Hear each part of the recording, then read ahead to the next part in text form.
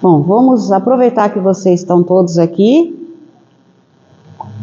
Vamos às informações. Primeiro, semana que vem eu vou trazer o segundo teste. Semana passada eu falei sobre isso, mas algumas pessoas não tinham vindo, então, já que está todo mundo aqui, eu vou falar de novo. Sugiro, eu não mando, não obrigo, faz quem quer. Livre-arbítrio é isso. E assumo as responsabilidades do fazer ou não. Livre-arbítrio também é isso. Sugiro que vocês respondam os primeiro teste, tá? Porque agora já vai chegar o segundo. Porque eu preciso desses testes respondidos, porque você, como eu falei semana passada, não importa, nossa senhora, mas tá longe ainda. Vai fazer 3 meses que eu tive infarto. O tempo voou. Dia 8 de setembro faz 3 meses que eu tive infarto. Então, você vê, voou muito. Então, dia 9 de outubro é o exame espiritual de vocês. E eu vou recolher cadernetas, caderno de temas, tudo isso. Então, eu preciso que eles estejam em dia. Em dia não significa necessariamente que vocês vão escrever tudo que vocês querem na caderneta pessoal. Gostaria imensamente, mas respeito a decisão de vocês. Mas as não respostas dos testes implicam, obviamente, em diminuição de nota. Não ter todos os temas no caderno de temas até a data do recolhimento, a mesma coisa.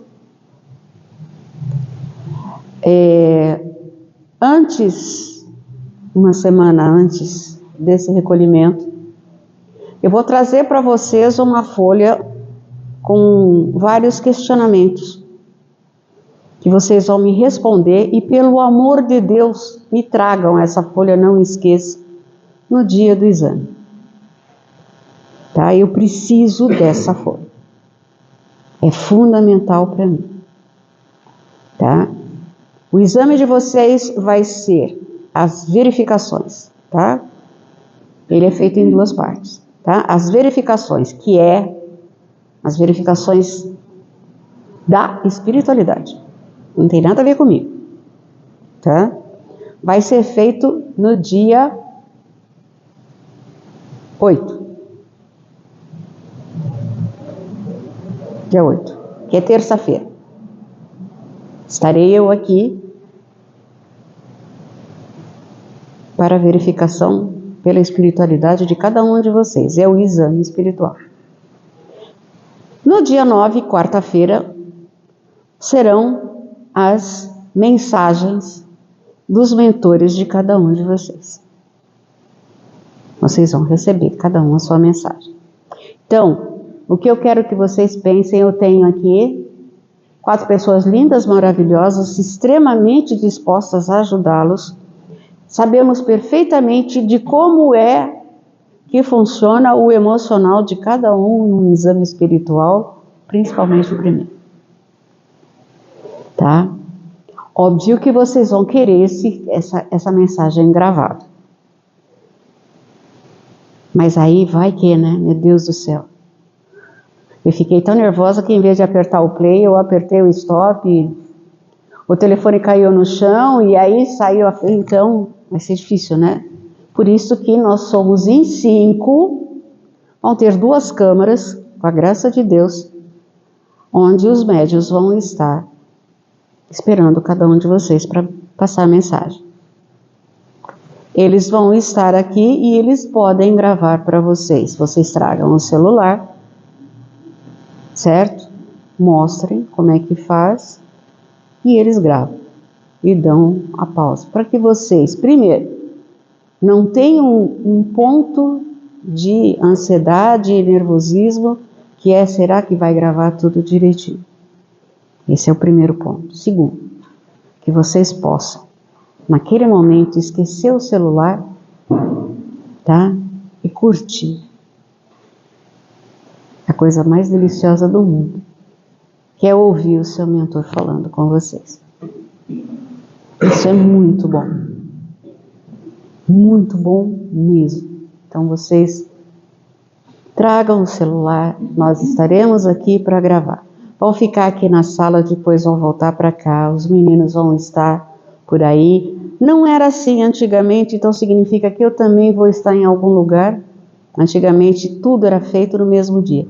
Mas o que acontece hoje é que, infelizmente, a quantidade de médiuns disponíveis já não é mais a mesma. Depois da pandemia, ela ficou muito diminuta, certo? Então, por isso que não dá para fazer as verificações ao mesmo tempo que são feitas as mensagens. Por isso que as verificações são feitas um dia antes. Porque antigamente eu ficaria na câmara das verificações, como eu vou ficar, e a turminha ia ficar com vocês aqui e nas câmaras de mensagem.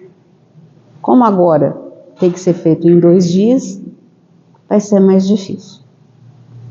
Tá? Então, no dia, vocês, por favor, tragam esse papel que eu vou entregar para vocês, eu preciso disso. Então, o que eu sugiro, mais uma sugestão, que daqui até o dia 9 de setembro, vocês reservem um tempinho maior para vocês. Para vocês. Para vocês se reconhecerem hoje. Para vocês se enxergarem hoje. Para vocês refletirem. E principalmente para vocês entrarem em contato, em sintonia, sim, com o mentor de cada um. Não se esqueçam que ele está do lado de vocês o tempo todo. Fora o resto da turma, tá bom?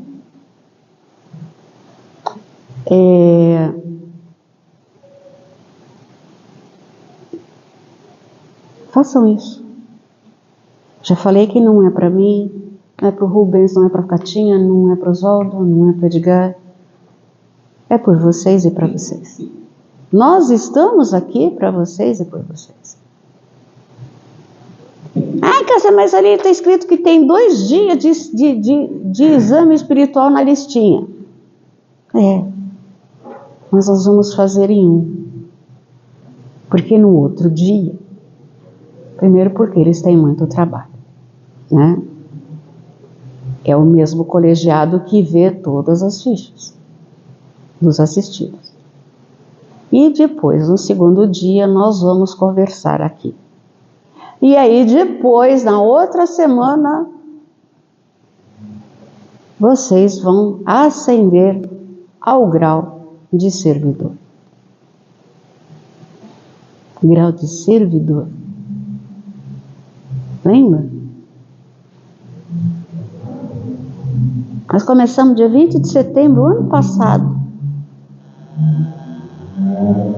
a escola de aprendizes. E olha vocês indo para o grau de servidor daqui um mês e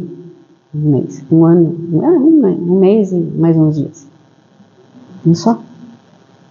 O tempo voa. Lembra quando eu falava que ia voar o tempo? Você imagina, 3 anos e meio. 12 de abril do ano passado, olha quanto já foi. 1 ano e meio. Só falta 2. E está passando. E quem diria, né? Quem diria, dona Marcela, que a senhora estava aqui? Quem diria, dona Marcela, que a senhora tem dona Júlia agora ao seu lado? Né? Quem diria, dona Simone, a senhora e seus sanduíches? Né? Quem diria, dona Bárbara, que eu não enxugo mais suas lágrimas? Quem diria, dona Renata, que a senhora é uma grande vitoriosa? Não acredita muito, mas é. Não é? Tanta gente aqui que eu posso falar, que obviamente eu só fiz isso para sacanear todo mundo, certo? Eu adoro fazer isso. Quem diria que eu teria um secretário fantástico, que já antes do exame, eu quero ouvir ele lendo um caderno de temas. Meu secretário fantástico, quem é? É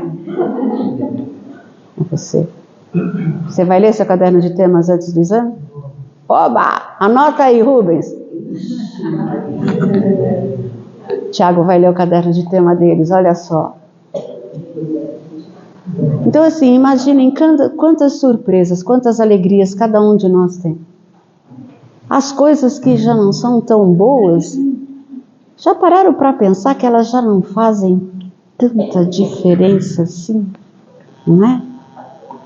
Elas são complicadas, são muito complicadas, mas... Meu gato andou aqui? Parece pelo de gato. Mas elas já não são tão doloridas. Por quê? Porque diminuiu, o que aconteceu? É porque realmente vocês conseguiram já superar um monte de coisa. E agora estão indo para o grau de servidor. Vão começar a trabalhar depois do curso de passes, que é tão importante, né? Então, por favor, meus amores, pensem com muito carinho sobre vocês. Sobre tudo que vocês já conquistaram. Sobre tudo que vocês têm ainda a conquistar. Sobre tudo aquilo que vocês já podem fazer.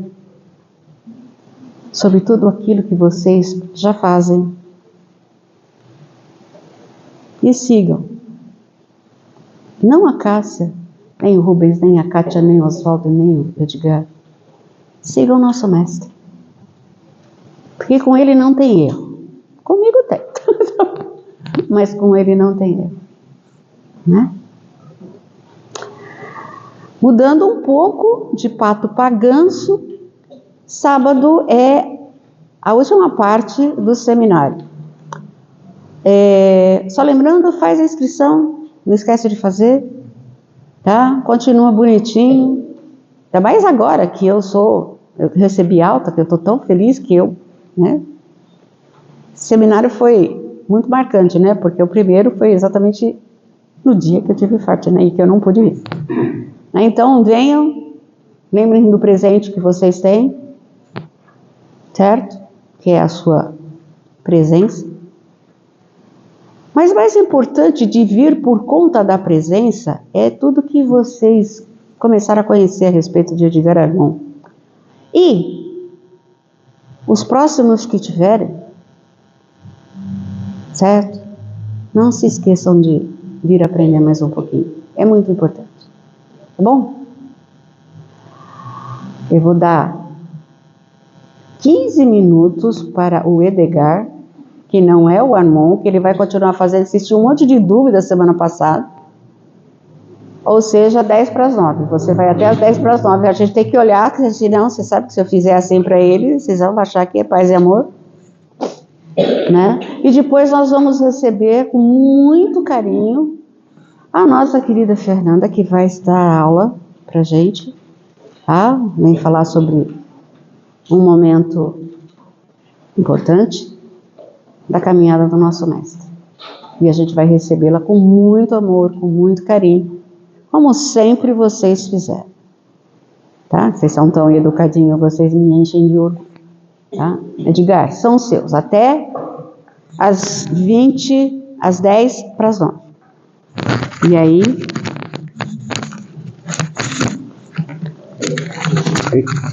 Calma. Tem que colocar esse outro.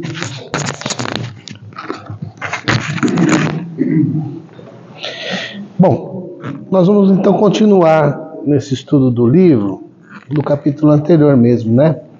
Alguém gostaria de fazer alguma pergunta a respeito do que a gente conversou na semana passada? Alguém gostaria de fazer algum comentário a respeito de tudo aquilo que a gente já falou, por exemplo, da aula passada?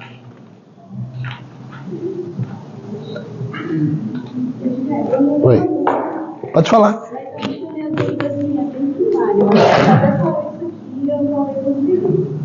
Tem uma parte lá que a gente fala assim, que o comunicante pode passar do médico, e o médico é o comunicante. Então, nesse caso, a incorporação pode avançar para outra sessão. Aí, aí está escrito lá assim, o corpo não purificado, eu entendi que não purificado seria por isso, né? Eles seriam uma Sim, imagina assim que eu desencarnei e eu tenho um hábito, um vício, não é um hábito, é um vício. Um vício de beber. Então, suponhamos que a Cássia é um médium, de vez em quando ela vai lá, toma uma cervejinha. Então eu chego lá, eu vou me aproximando dela. Que legal! Vai sentar em cima do celular do outro mesmo? Não, vou sentar não. Então eu chego lá, que gostoso. E ela, eu não quero fazer mal para ela. E ela sente, tá bom. Ela se afeiçoa a mim e eu a ela. Entendeu? É assim que funciona. Só que eu não sou amparado, porque eu não tenho necessidade de mais nada. Nem do hábito. Lembra que eu falei? Do hábito. Às vezes não é nem um vício, é um hábito. Não é? Às vezes não é, o espírito não tem necessidade de absolutamente nada. Mas ele se aproxima porque ele não deixou de existir. Ele não deixou de fazer as mesmas coisas que ele fazia antes. Entendeu? É por isso que às vezes a gente tem que questionar mesmo. Tem que questionar se eu estou fazendo correto. É por isso que é tão importante dar importância à reforma íntima. Né? A reforma íntima é sempre muito importante. É por isso também que eu disse na aula passada que o medo é um grande promotor da lucidez. Eu tenho medo. Não importa. Mas você está questionando. E quando eu questiono, eu ganho alguma coisa a mais. Imagina assim, por exemplo, um camarada que foi convocado para ir à guerra. Está acontecendo agora lá. Né, lá, Ucrânia, Rússia. Imagina que ele foi convocado a ir à guerra. Ele tem medo da guerra, ele deserta. Larga a mão daquilo. Vai viver em outro país. E lá no outro país, ele descobre que a guerra é uma estupidez. Que é uma coisa sem propósito algum. Então não era medo. Ele ganhou uma lucidez ali. Concorda? Não era covardia. O medo é um grande promotor da lucidez. Questionar é um grande promotor da lucidez. Mesmo que o espírito se aproxime da gente, a gente questiona se é do bem ou se é do mal. Qual é o propósito? Se é o propósito do bem, se é o propósito do que eu estou de acordo com o Evangelho, se eu estou fazendo bem, promovendo bem a alguém, tudo bem. Se não, não. É essa a questão. É por isso que a gente tem sempre que questionar. Lembra? Emoção é uma coisa, sentimento é outra. Muito mais sutil, muito mais elevado. Mas as emoções também nos protegem. E o medo também é uma emoção. E ela nos protege. Alguém gostaria de comentar mais alguma coisa? Mais alguma pergunta? Ele tem uma passagem que ele diz sobre o excesso de tabaco, comida, cigarro, da bebida. No caso do churrasco, de carne, não seria ideal a gente parar? Né? Olha, aí eu até tenho uma questão pessoal minha com isso. Porque se eu não comer carne, eu também passo mal. Mas nos dias que eu trabalho, eu não posso comer absolutamente nada, pelo menos umas 4 horas antes. Eu passo mal. Eu vinha antes, quando eu não trabalhava mediunicamente, eu vinha antes, tomava um cafezinho. Eu ia da paz, eu não comia carne.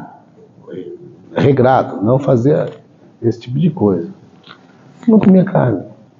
Vinha, dava passe, não passava mal. fazer os trabalhos, vocês vão aprender cada um dos passos que são, o P2, CH, P1, esses passos que vocês vão aprender.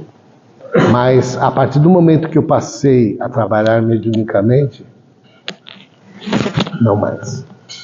Nem um cafezinho. Eu passo umas 4 horas, eu almoço, venho, trabalho, todo que eu tenho que fazer.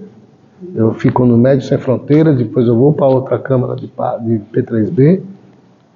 Então, aí eu não como, só depois de todo o trabalho. Aí eu não passo mal. Senão eu passo mal. Mas eu sei que o meu organismo, o meu corpo precisa. Mas é bem menos. E é até engraçado essa questão, porque minha esposa não tem problema com isso. Ela come muito pouca carne. Minha filha, então, come, eu tenho que forçar ela. Tenho que forçar ela a comer carne. É de cada um. Diga. Eu queria continuar a questão da Simone. Tirando a sua particularidade, né? Você não pode comer nada. Além da carne, você não pode comer outras coisas. O espiritismo, né? A doutrina não prega o vegetarianismo. Que a Simone perguntou por quê. Eu queria saber se é porque a gente está num grau de evolução que não compreenderia. Por exemplo, tem muita coisa que vai se descobrir, mas se a gente não está preparado, tecnologia, fenômenos da natureza, que a gente, na nossa evolução hoje, não está preparada para entender. A questão do vegetarianismo não pode estar ligada a isso também? A nossa evolução não nos permite, de forma natural, sermos vegetarianos. Olha, eu não sei dar essa resposta com absoluta certeza para você. Eu dou naquilo que eu acredito, né? Eu não tenho a certeza disso. Essa está muito aquém. Você acredita que com a evolução da raça humana, até os nossos caninos... Exatamente. Os nossos dentes do siso, essa geração agora que vem vindo não tem mais. O dente do siso... Essa geração, eu tenho dente do siso, eu tenho ainda dente sem dentes. Eu não tenho nem espaço para nascer. Exatamente. Não tem nem espaço para nascer. Então, eu pessoalmente acredito que nós vamos chegar, a humanidade vai chegar a um ponto evolutivo que vai se descobrir muitas outras coisas, né? Algumas proteínas, talvez que tenha na carne que nós necessitamos. Eu já ouvi falar isso de uma médica, né? Que a proteína que tem na carne nos ajuda a envelhecer melhor. Lógico que tudo em excesso vai fazer mal. Se você comer muito peixe, se você comer muita verdura, eu já nós ficamos 30 dias, não, foram 40 dias sem carne. Nada que vinha do animal, nada industrializado, nada de açúcar, né? Por falta do meu jeito. O seu organismo, ele começa depois a não aceitar tanto assim, né? É que nem a questão, ela fala, né, de pregar o vegetarianismo. Eu acho assim, com o passar do tempo, você vai ver o que é melhor para o seu organismo ou não. Tem gente que não pode viver sem carne, tem que comer. Eu acho que vai além de que a pessoa da si, porque vegetariano tem que complementar a vitamina. Eu acredito que o nosso corpo, o ser humano hoje não estaria evoluído para ser vegetariano. Exatamente. Eu, por exemplo, eu fiquei 3 anos sem comer carne. E durante esse período, eu fiquei também 3 anos sem tomar café. E eu sou viciado em café. Eu fiquei 3 anos. 3 anos e 1 dia. E eu achava que o café seria a pior coisa. Eu não ia suportar ficar sem café. O café eu tinha de boa. Agora a carne, eu sonhava que eu estava comendo carne. Sonhava. Falei, meu Deus do céu, não posso comer carne. Eu fiz um... E eu me sentia muito fraco. pessoa para pessoa, né? E eu me sentia muito fraco. Já a minha filha, ela nem passa batido. Pode falar. Tem um livro dos Espíritos que é justamente sobre o consumo de carne. E Kardec pergunta, né, qual que é a questão do consumo de carne, se isso é prejudicial ou não. E o Espírito da Verdade ele é bem enfático. Ele fala que na nossa constituição física atual, a carne acaba nutrindo a carne, né? Senão a gente perece. Mas assim, meu ponto de vista, isso foi escrito há 200 anos. Hoje, talvez a gente já tenha algumas alternativas, até para reposição de vitaminas. Eu, por exemplo, eu parei de comer carne já tem uns 2 anos. De vez em quando eu abro a exceção para peixe. Né? Mas, por exemplo, a gente vê realmente em pessoas que ficam ainda bem ruins, né? Quando param de comer. Eu me sinto muito fraco. Mas eu particularmente acho que se a gente pensa na questão da evolução mesmo humana, cada vez menos a gente vai acabar consumindo carne. Hoje a gente já tem muito plant-based, né, nos mercados, que são proteína à base de milho, de soja, né?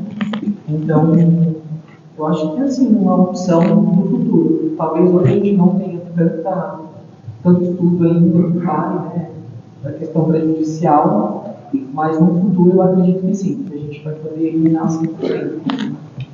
Aí tem que ser gradativo, né? Você pode ir tirando aos poucos, não porque tirar radicalmente de uma vez que o povo está acostumado a comer carne, peixe, frango, né? Principalmente a carne, porque é mais pesada, né? Eu acho que aí o corpo vai aos poucos também, porque aos poucos você pode ir tirando, diminuindo o consumo. Exatamente, o que ele fala no livro é churrascada. É o abuso. É o abuso. Pode falar. Esse tema da carne, eu acho que a gente não está preparado para isso. Eu acho que o nosso corpo precisa da carne. Eu acho que, inclusive, colocar um tema desse num centro espírita para poder colocar isso como uma das coisas importantes, não vejo desse jeito.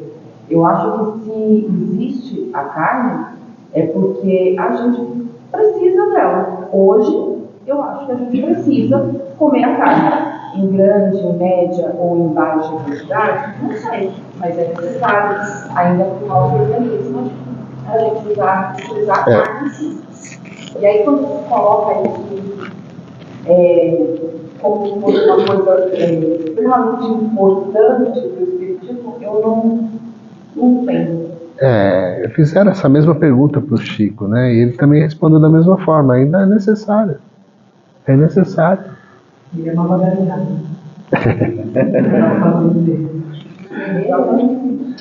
O Divaldo, ele comenta para agradecer a quem nos sustenta. Encerramos. Mais alguém que gostaria de comentar mais alguma coisa?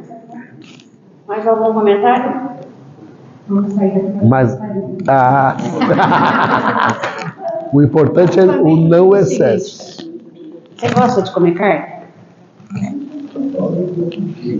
Você gosta muito de comer carne, pouco comer carne ou médio comer carne? Não. Você, Vitória também. Então, aí você fala assim, vai me fazer mal? De que jeito? Muito pouco ou médio? E aí o que eu faço?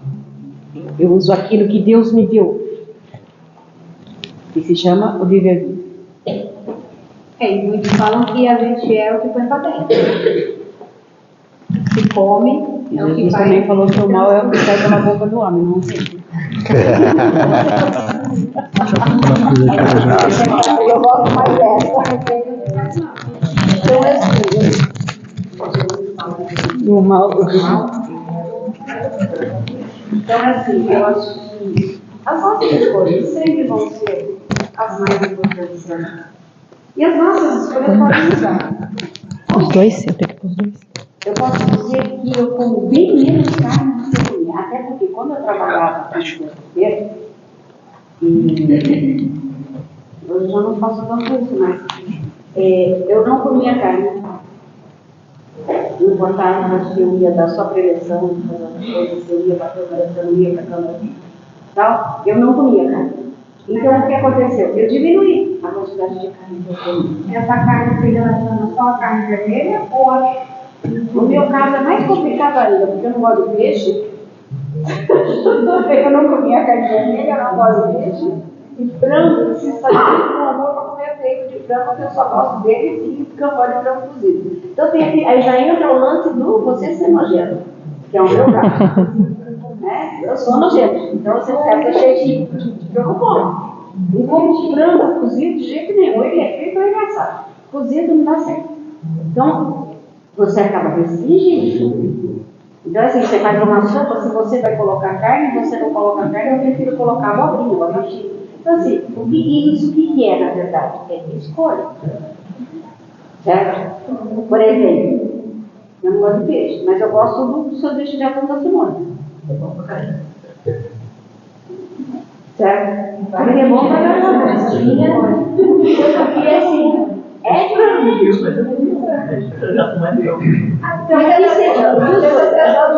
eu também gosto, porque esse chefinho é misturado. Entendeu? Então, essas coisas a gente escolhe.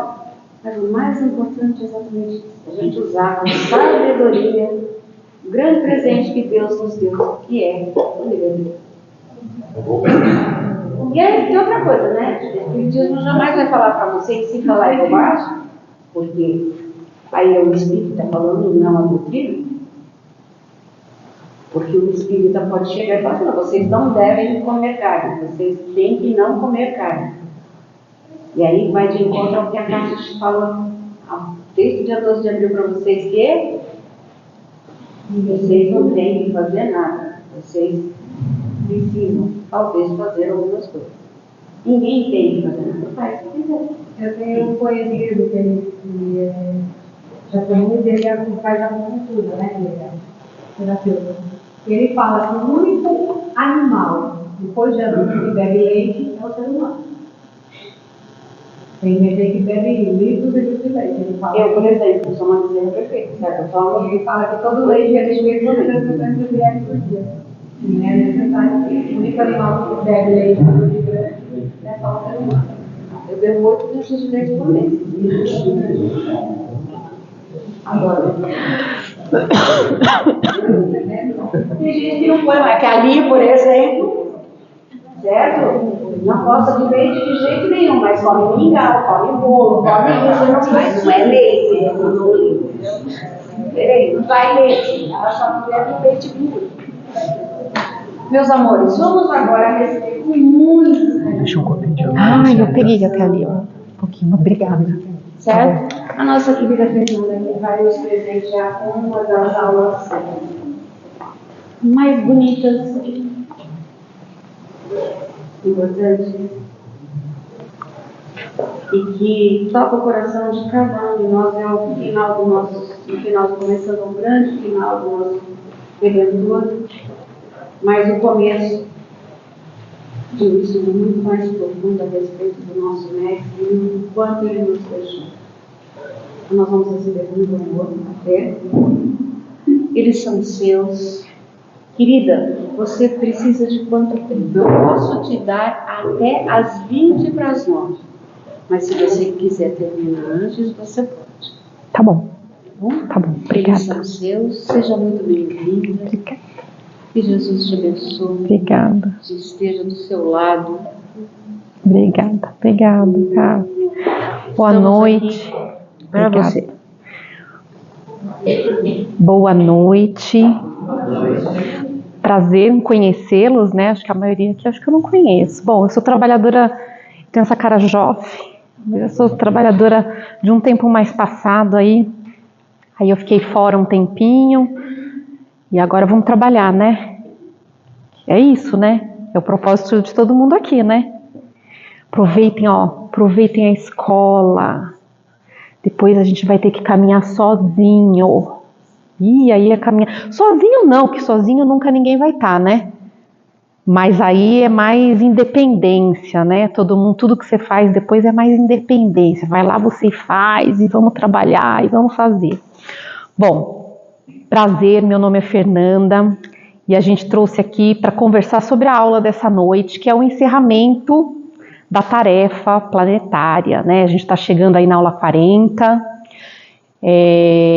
já estamos terminando o Redentor, né?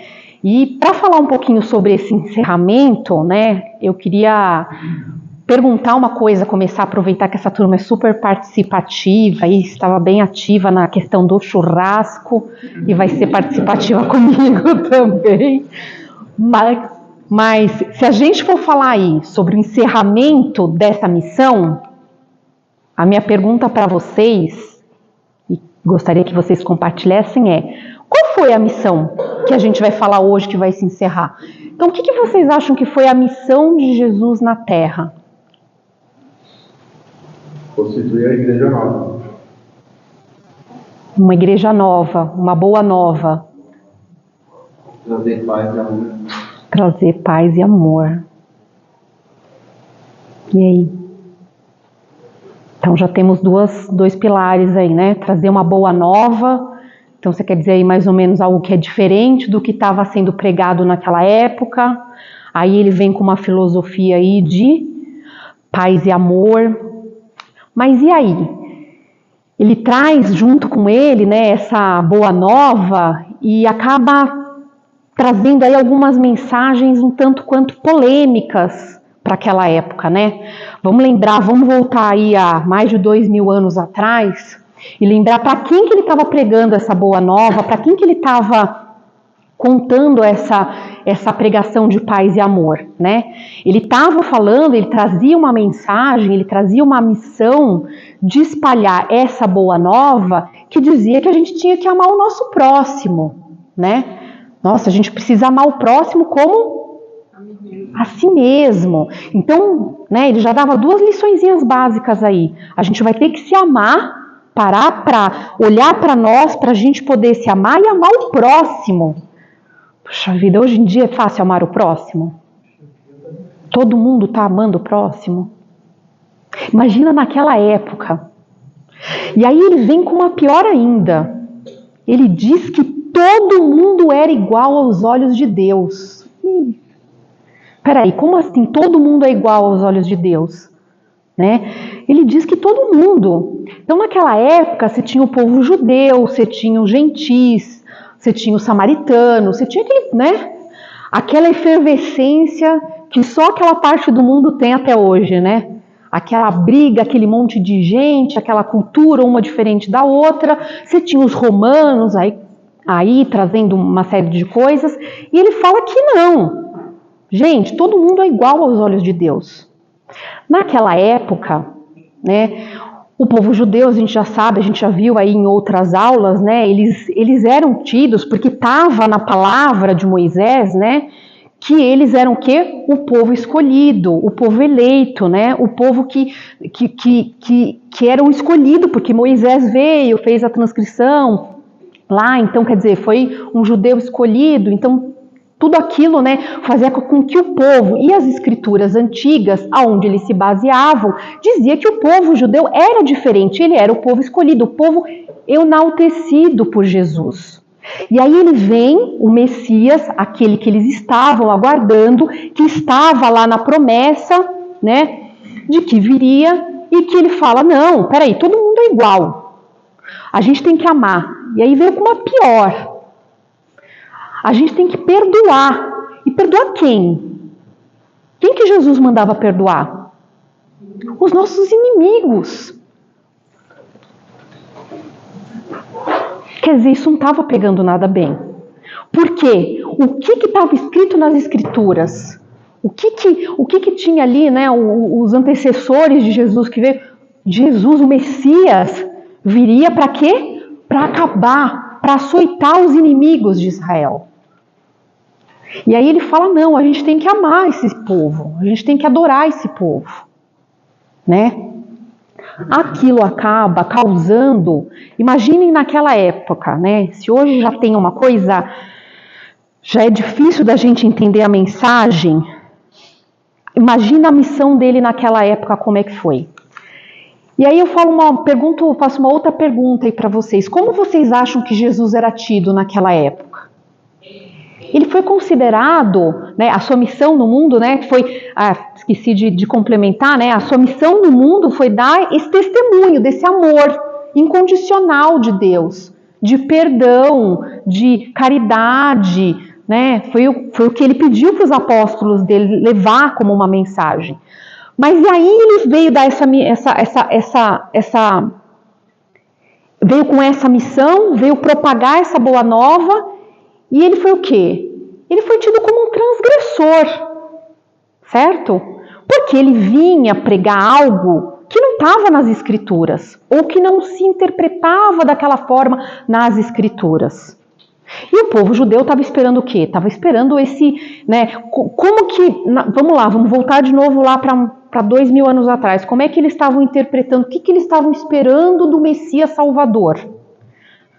Que vai levantar a espada, não é isso? Ele fala, eu não vim trazer a paz, e sim espada. Quer dizer, quando o povo escuta isso, né, as pessoas que estão escutando ele, falam, não, é isso, é a espada, ele vai se levantar contra os nossos inimigos. E aí ele vem muito discretamente e acaba pregando, né, o Sermão do Monte, que a gente já ouviu, que vocês já passaram, falando ali um pouquinho, enfim, sobre uma série de coisas boas, de amor, de caridade, de perdão, perdoar 70 vezes 7. Alguém já tentou perdoar alguém 70 vezes 7?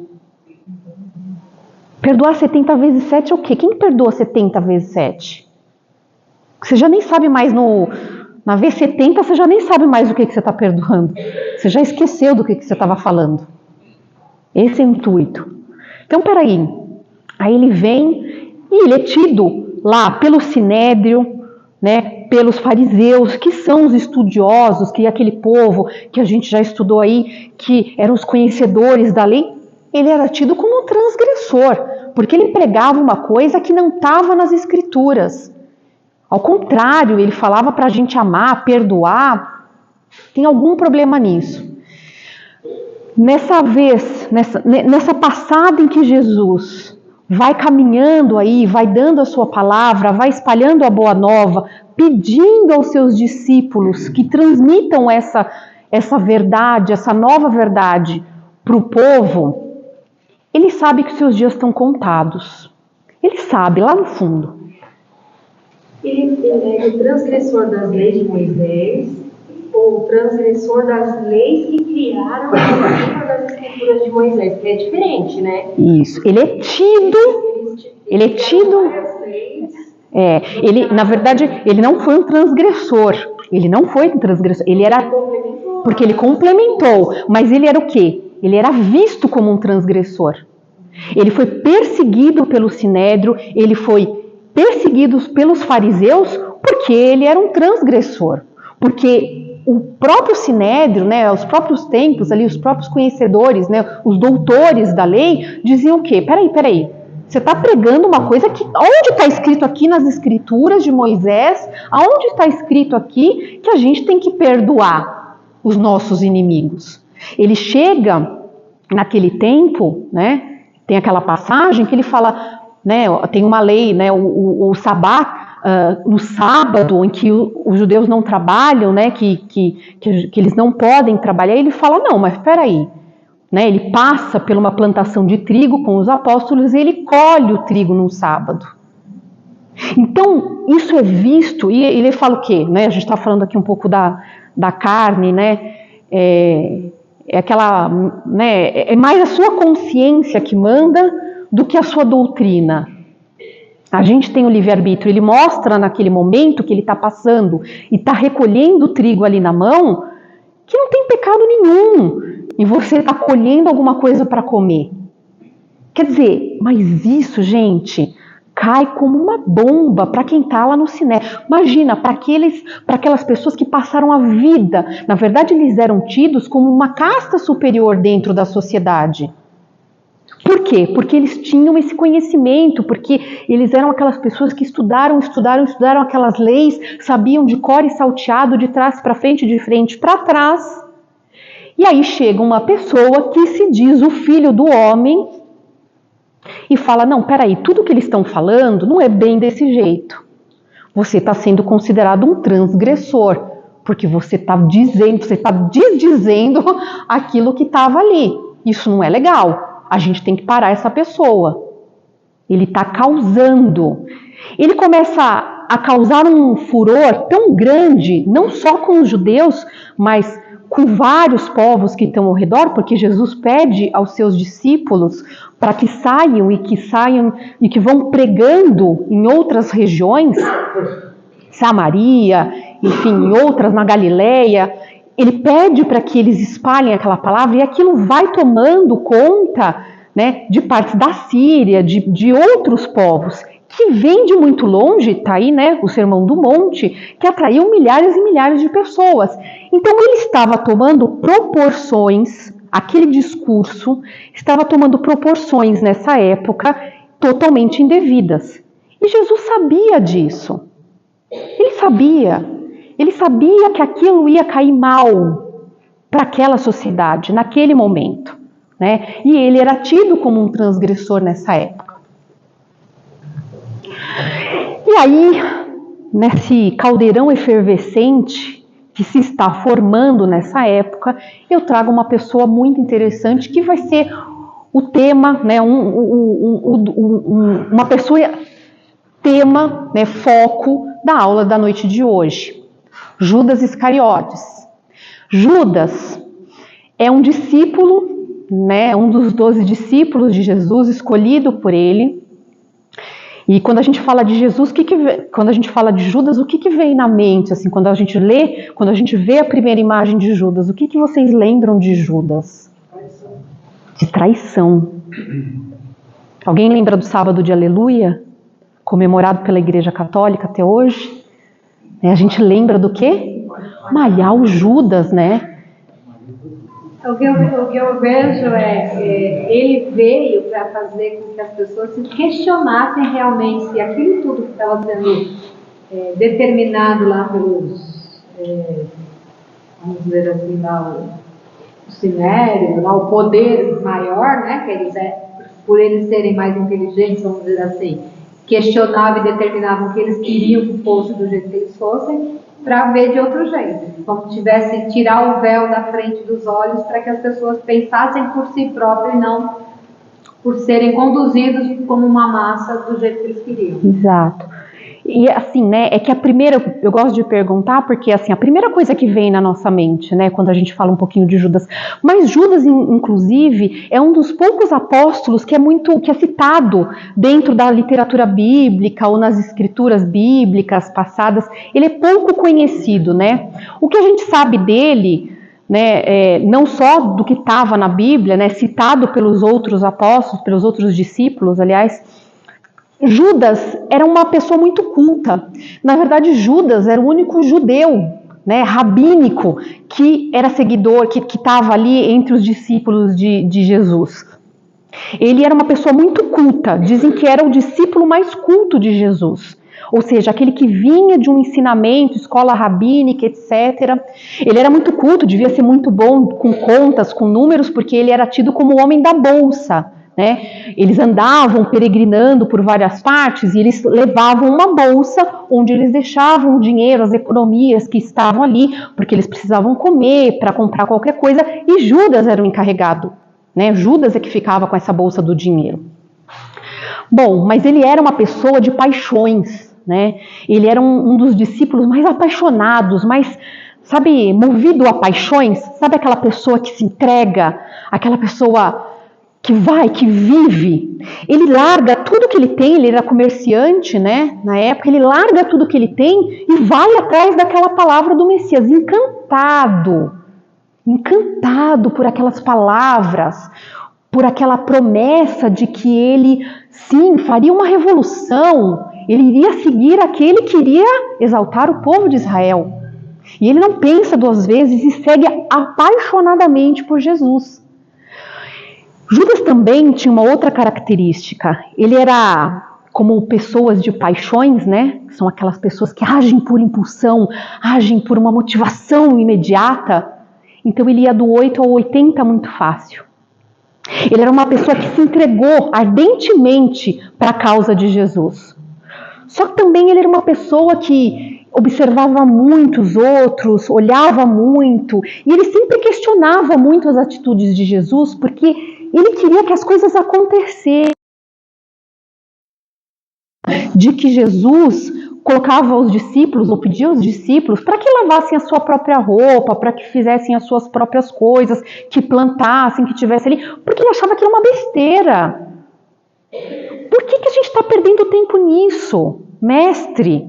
Se a gente pode espalhar a sua palavra, a gente tem que contar essa boa nova. Então ele sempre foi uma pessoa muito fugaz, né? Aquela pessoa mais emotiva. E ele era um pouco desequilibrado nas suas emoções. Porque era uma pessoa, né? Como a gente já deve conhecer uma ou outra pessoa, né? A gente convive com pessoas que têm essas paixões, que são pessoas que entregam tudo, que pedem tudo, que seguem tudo. Ele também ouvia vozes. Judas era o que se tem aí notícias de um médium altamente qualificado, porque ele ouvia vozes e se transtornava muito rapidamente. E aí é que a gente começa a ter alguns problemas com essa personalidade de Judas, né? Ele era uma pessoa inteligente, era uma pessoa super dedicada, amorosa a Jesus. E aí o nosso caldo começa a entornar ali nessa passagem da Páscoa, né? Vocês já sabem, já devem ter lido, Jesus adentra, né, Jerusalém na Páscoa, na época da Páscoa, que era uma época sagrada tanto para os judeus e comemorada também, em parte, pelos romanos. E ele vai naquela época, é uma época muito especial. Inclusive tem né, a passagem de Zacarias, né, a profecia de Zacarias, que diz: alegra-te muito, ó filha de Sião, exulta, ó filha de Jerusalém, eis que o teu rei virá a ti, justo e salvador, pobre e montado num jumento, sobre um jumentinho, cria de jumenta. Ou seja, Jesus naquela época pede para que 2 dos seus apóstolos vão e que busquem o tal do jumentinho para que ele faça a entrada em Jerusalém de acordo com a profecia. Isso deixa as pessoas que seguem ele ali de uma forma entusiasmadíssima, né? Porque a gente está na Páscoa, uma época super importante, as profecias estão sendo cumpridas, essa é a hora. E imagina quem que está lá, assim, eufórico, tremendo, vendo Jesus passando. Ele, inclusive, dizem as passagens que ele estende um tapete vermelho para que Jesus adentre ao templo. Quem? O seu discípulo mais fervoroso, Judas, né? Ele está ali naquela expectativa, naquela gana, falando, bom, agora é a hora da espada. Ele vai entrar, vai levantar a espada e todo mundo vai cair a seus pés. E o que acontece? Nada. Jesus adentra ao templo com toda a sua humildade, com as pessoas com os ramos segurando na mão, faz a passagem dele, desce do jumento e lá fica, e lá permanece em silêncio. Isso acaba transtornando Judas de uma tal maneira, ele acaba ficando transtornado. Porque vocês imaginem, você está ali esperando, você dedicou a sua vida, você está seguindo Jesus fervorosamente. E você está achando que aquele é o momento, né? O momento está passando. E aí, o que acontece? O mestre não responde daquele jeito como estava na cabeça de Judas.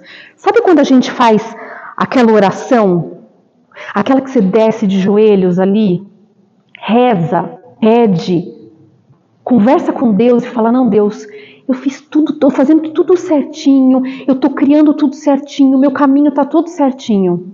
Vai dar certo, certo? Não necessariamente. Porque também a gente chega lá, ajoelha e fala, Pai nosso que está no céu, santificado seja, venha no vosso reino, seja feita a tua vontade, assim na terra como no céu. E aí, quando não é a nossa vontade, o que a gente faz? Você olha assim e fala, como assim? Mas eu fiz tudo certo. Ele seguiu Jesus, ele venerou a Jesus, ele espalhou a palavra de Jesus, ele acreditou naquilo que Jesus tinha dito. E por que não deu certo? Ele era um médium, né? E aquilo vai aflorando cada vez mais e proximamente ali nele, e ele fica transtornado quando ele vê que Jesus entra e nada daquilo, aquele show que ele estava esperando, acontece. Bom, o mal está sempre ali de olho, né? A gente pode esquecer às vezes desse, né? Orai e vigiai. E a gente esquece aí às vezes do orai, que dirá do vigiai. O vigiai a gente deixa para a próxima página. Mas o mal está ali na espreita da gente. Judas estava nesse momento blasfemando, inclusive o corpo, fisicamente, ele estava inconformado. E ele também blasfema em voz alta. Um dos sacerdotes, um sacerdote menor do templo, está ali só observando a ele, num canto. E o que ele faz? Ele fica observando, está vendo que ele é um dos discípulos de Jesus, né? Ele está ali, está transtornado, ele pega Judas nessa hora pelo braço e convence a falar com outro fariseu do Sinédrio e traz ele para dentro do templo. Ramã está no templo. Ramã é um velho sábio, sabe aquilo que a gente pode chamar assim, aquela raposa velha? Ele está ali só pegando. Aquele momento mais dramático, mais, né? A gente foi do 8 para o 80 ali, ele está extremamente com os nervos à flor da pele. O que acontece? Ele se desequilibra emocionalmente. E é quando Ramã chega nele e propõe uma solução. Fala, poxa, mas a gente podia aí conversar, vamos conversar. Ele está causando muito problema. É Páscoa, está chamando muita atenção para o povo judeu. O que a gente podia fazer? A gente podia entregar ele para os romanos. Só para dar uma abafada. Vamos abafar o caso, vamos levar ele aí para ele sair de cena. Aquelas palavras acabam entrando na cabeça de Judas, e eu não estou aqui para fazer a defesa de ninguém, tá? Eu estou aqui só para expor para vocês uma outra versão que talvez a gente nunca tenha pensado. E aí começam alguns problemas, né? Entre Judas e Jesus, na verdade de Judas para com Jesus, porque Jesus não tinha problema com Judas. Mas aí a gente tem refletido nessa atuação toda aí, uma decepção enorme de Judas. Judas entrega, confirma, né, para os fariseus que vai entregar Jesus aos romanos, no momento de decepção. Sabe aquela decepção que às vezes, de novo, a gente está lá rezando, eu quero uma promoção, meu Deus, eu preciso dessa promoção. Eu preciso muito passar naquele negócio, eu preciso muito conquistar aquela pessoa, eu preciso. Judas também não se perguntou, será que isso vai ser o melhor para a gente, para o povo judeu, para a nossa causa? Não, ele pedia fervorosamente para que ele cumprisse aquilo que Judas acreditava que estava fazendo correto. Assim como a gente também acredita fervorosamente que aquilo que a gente pede tem que ser atendido porque é o melhor para nós.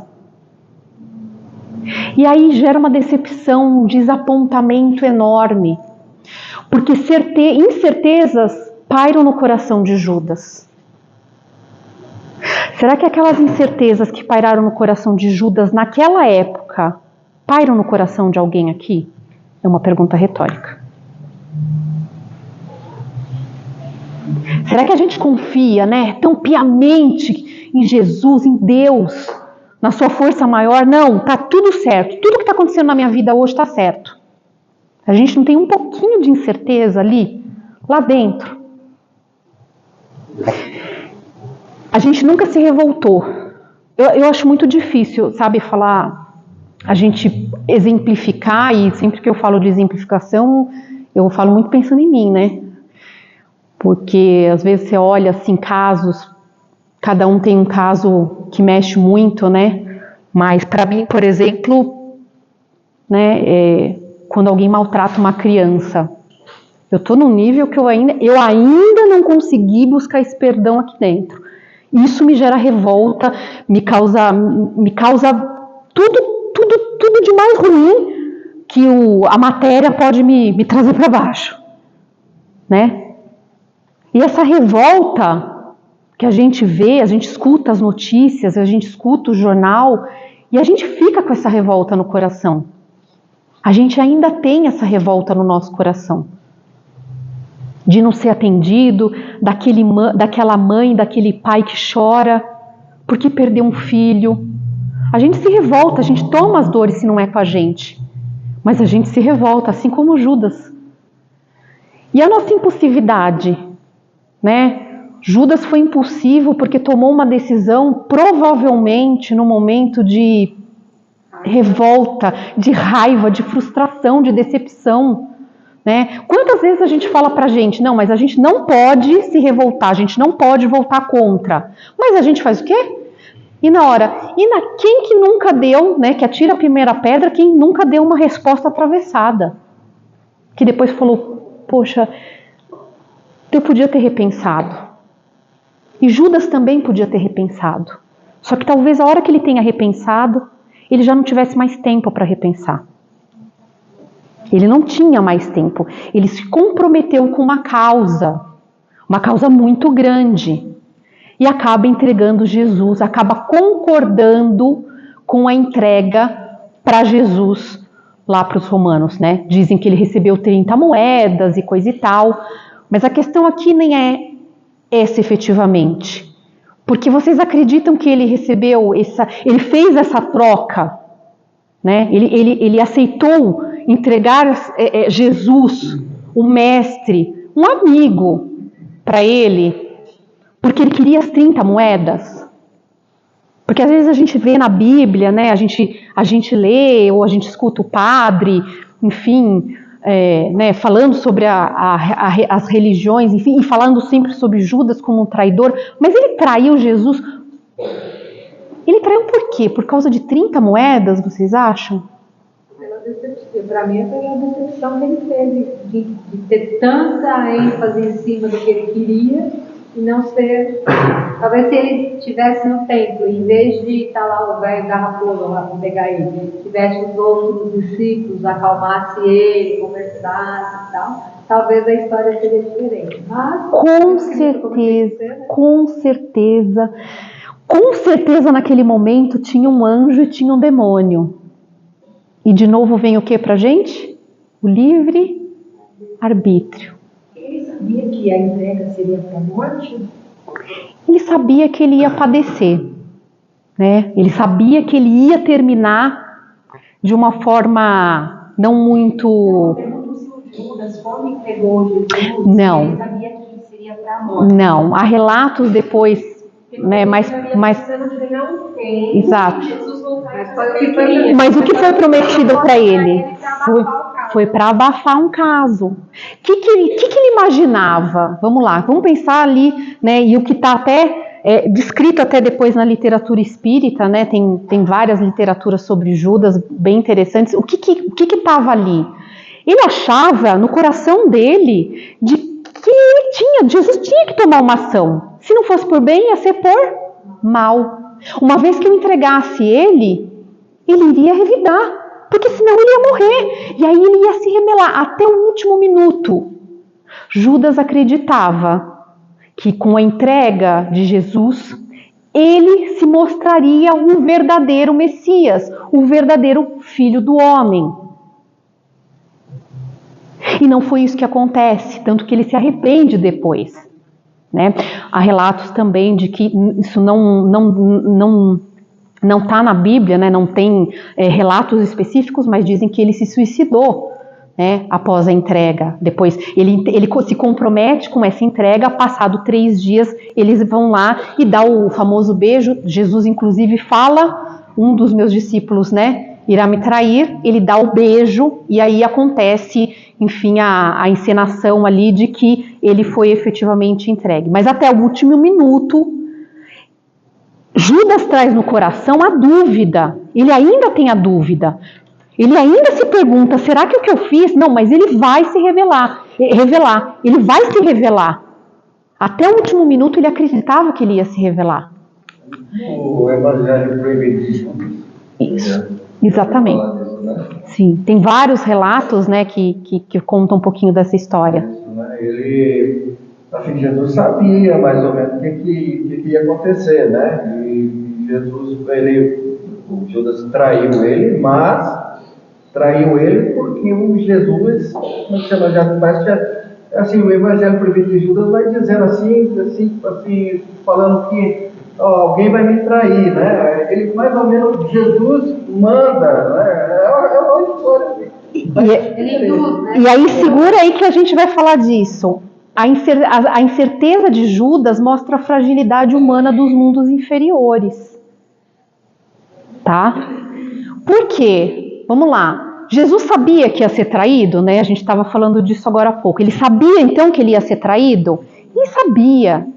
E por que Jesus sabia disso? E outra coisa, né? Ali, se não fosse Judas, quem trairia? Alguém trairia? Outra pessoa trairia? Sim, sabe por quê? Porque os discípulos somos nós. Se um de nós aqui, quantos de nós aqui vai falhar? Ele sabia que se não fosse um, ia ser o outro. Ou vocês acham que os mundos inferiores não sabiam da grande missão que Jesus tinha aqui no plano terrestre?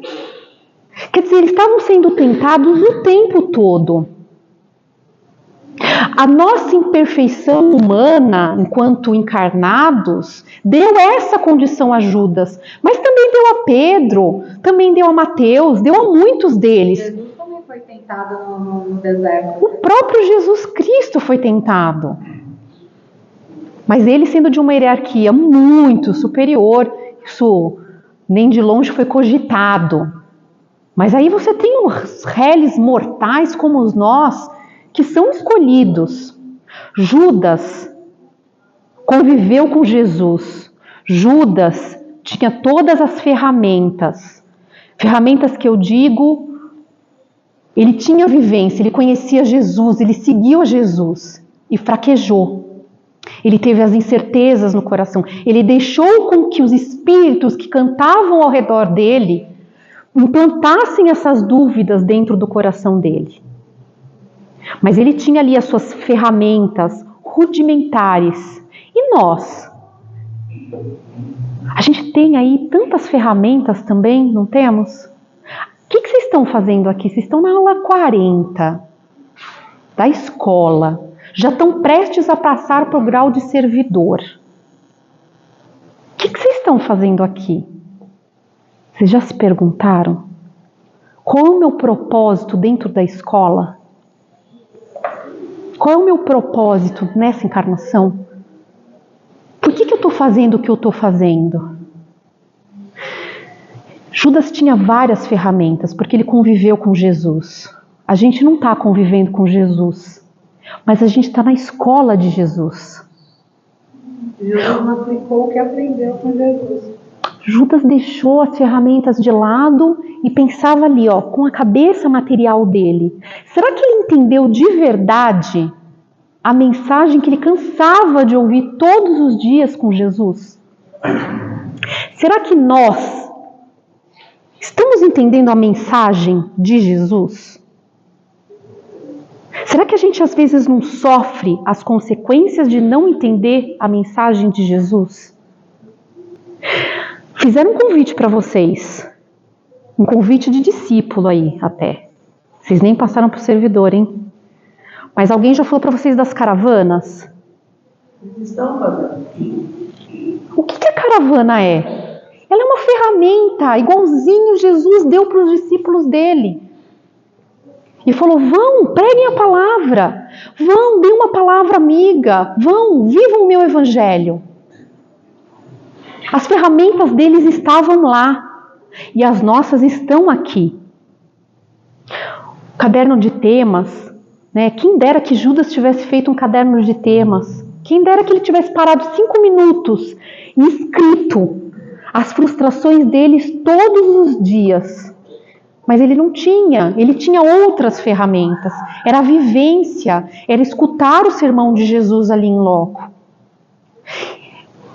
Gente, Judas e os discípulos de Jesus nada mais estavam vivendo do que um momento de reforma íntima lá dentro.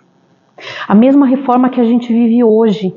Quer dizer, Jesus passou, mas ele continuou com a mesma missão. Passaram-se encarnações, encarnações, encarnações. Nós estamos na mesma pegada e ele não desiste do momento em que estamos aqui na Terra. Né? Aí assim, a fraqueza de Judas, ela abriu espaço para as trevas agirem. A gente também falou, né? O que vocês acham?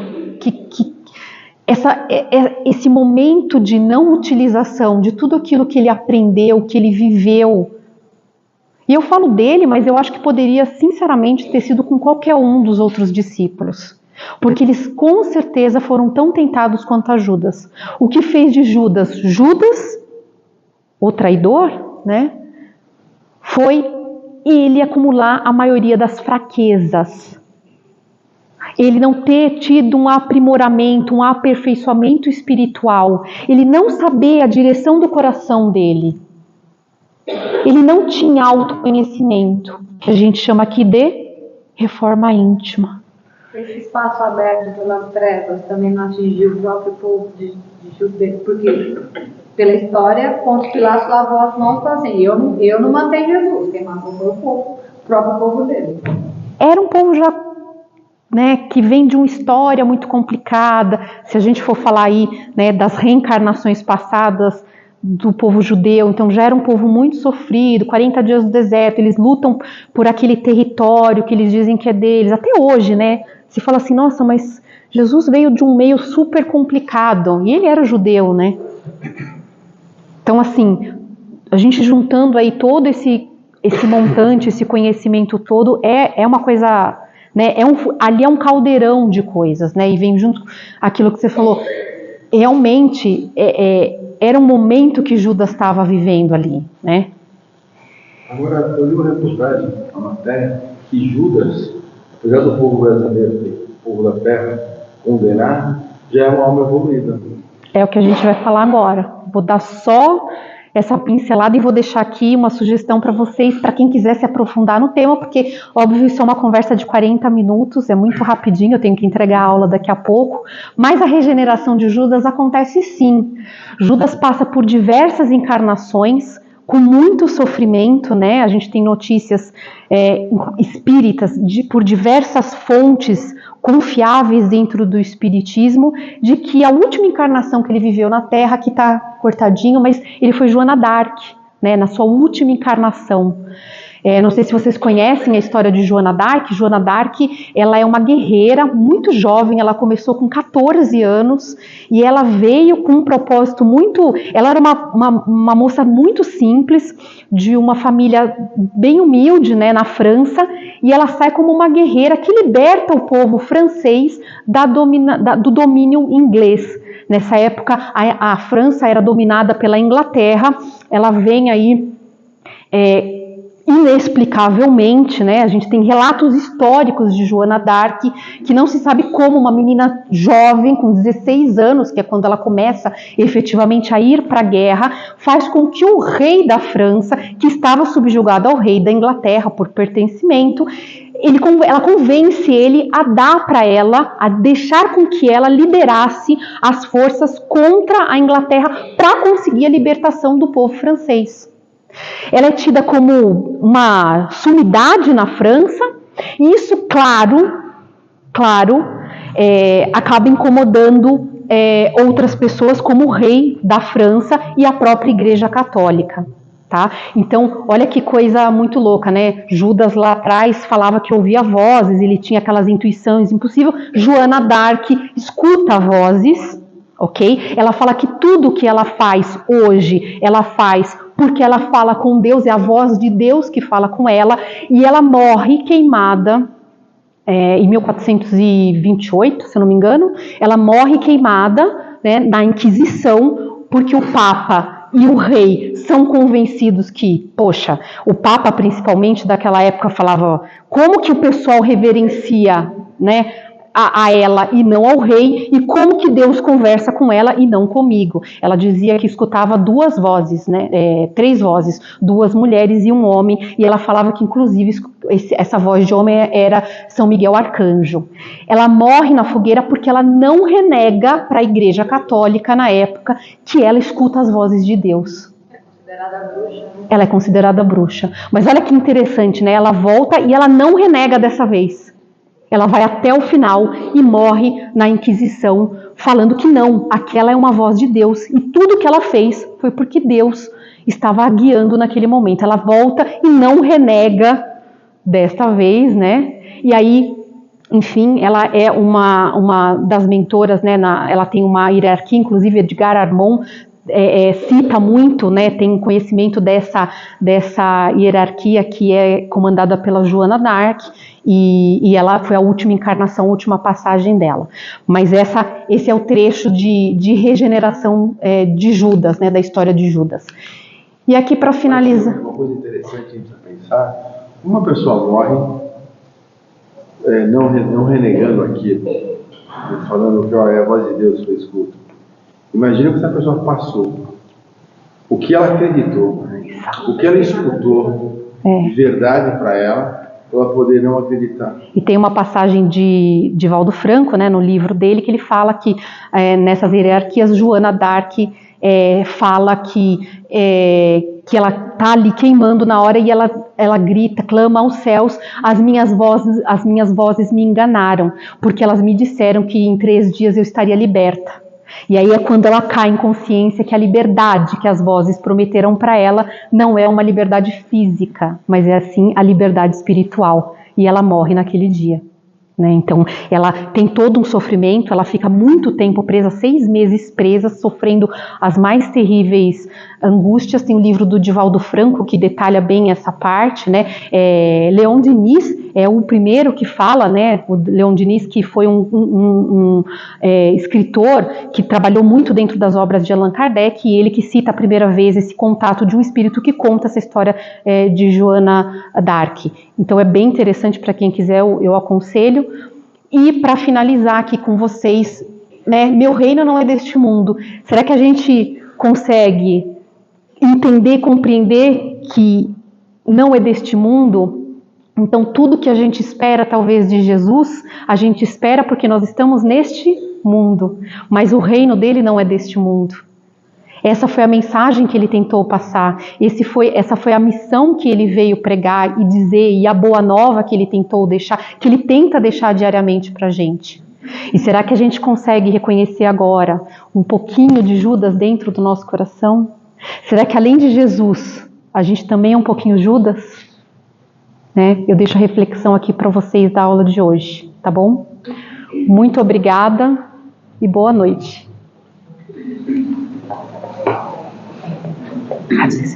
Vem cá. E aí, gente, vocês gostaram da aula? Então eu vou fazer uma pergunta e eu quero que vocês sejam absolutamente sinceros. Vocês acham que a Fernanda passou no exame que ela acabou de fazer? Sim, sim. Essa é a aula, a aula teste definitivo. Vocês são a minha primeira turma de exposição. Fernanda, e que eu vou ter o grande prazer de avisar os dirigentes dela que ela passou. Passou, Fia. Obrigada, turma. Eu tentei dar o meu melhor. E tentei trazer um pouquinho aí. Você vai ser sempre muito bem-vinda aqui, porque você pode ver, como a Ariane fala, você ouviu, né? Eu dizendo, eles são mesmo. Não são mesmo. São participativo, legal, assim, todo mundo. Né? Eles estão me deixando com um orgulho tão grande, você não tem ideia, né? Obrigada mesmo. Às vezes a gente não tem noção. Eu comecei assim, ó, na escola. Nunca imaginei na minha vida estar aqui trazendo, nunca. Mas os desígnios dele ali são grandes. Que diz assim que nunca é um tempo longo demais. É verdade. Obrigada, gente. Obrigada mesmo. Porque vamos torcer para que o ano que vem ela esteja aqui conosco, né? Nas aulas rotineiras. A gente pega as aulas agora só do próximo. Só o ano que vem, as aulas já estão programadas para o ano todo. Aí só o ano que vem. Expositor, né? E ela vem. Sim, mas ela já está na minha lista de contatos, não se preocupe. Obrigada, gente. Você sabe que lista de contato de expositor é aquilo que eu mais quero na vida, junto com a Kátia. É o que a gente quer, entendeu? Porque o que a gente leva de tom, por isso que a gente de vez em quando tem. Então agora vamos, com muito amor, com muito carinho, envolver o coração da Tata, que vai fazer as nossas vibrações finais. Senta aí. E assim, vamos fechando nossos olhos e agradecendo por todos os ensinamentos e reflexões aprendidos nessa aula.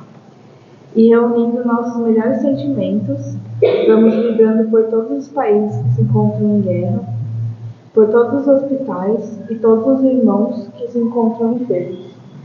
Vibramos também pelo nosso Brasil e seus governantes, para que a espiritualidade amiga os guie da melhor forma. E também pelos estados que estão em seca e pegando em chamas. Vibramos também pelos nossos queridos irmãos no Vale dos Suicidas, que Jesus e a espiritualidade amparem esses irmãos. Pedimos licença para vibrar por nós mesmos, por nossa família e também aqueles que temos em nossa volta. Vibremos em especial pelos nossos queridos irmãos e irmãs Regina Pereira Alexandre, Ernestina Vagaroso Sanches, Júlia Fontes Jacinto, Silvia Jacinto, Claudete Pereira, Luiz Antônio Pereira Lima, Joelma Moreira, Anne Jaqueline Moreira Lima, Venâncio Joaquim Pereira, Onélia de Oliveira Pereira, Rosilda Elias da Costa Gonçalves, Roberto Carlos de Andrade, Paulo Cavalheiro de Souza, Arthur de Souza Filho, Ivanda Pisani, Isaac Pisani e Nicole Matos. E por fim, deixamos uma vibração em aberto para que a espiritualidade leve para onde for necessário. E assim, agradecidos pela espiritualidade aqui presente, damos por encerrado a aula de hoje da turma 125 da Escola de Aprendizes do Evangelho. Que assim seja, graças a Deus e até Jesus.